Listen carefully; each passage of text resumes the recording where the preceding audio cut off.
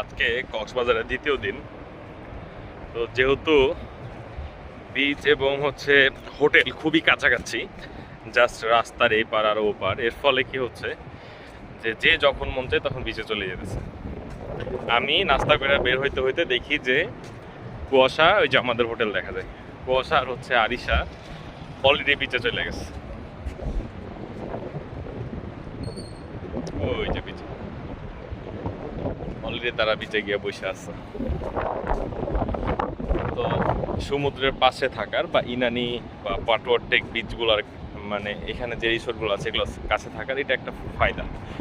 মানে এত কাছাকাছি বিচ দেখা যাচ্ছে যে কক্সবাজারে যেগুলো আছে লাবণী, কলাতলি, সুগন্ধা, সেগুলোতে কি হয় অনেক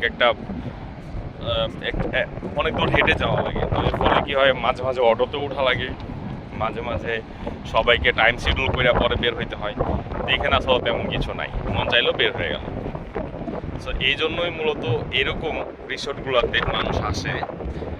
আর দেখেন এত বড় বিচ, পাটুয়ার টেক বিচ, এত বড় বিচ, কিন্তু একটা লোক নাই। ওই যে কুয়াশা আর আরিশা আছে ওখানে, এছাড়া কেউ নেই। সো এটা এক ধরনের মজা। এরকম সাদা বিচ, মানে মানুষজন কোলাহল মুক্ত বিচ পাওয়াটা খুবই মুশকিল যদি এদিকে না আসা হয়।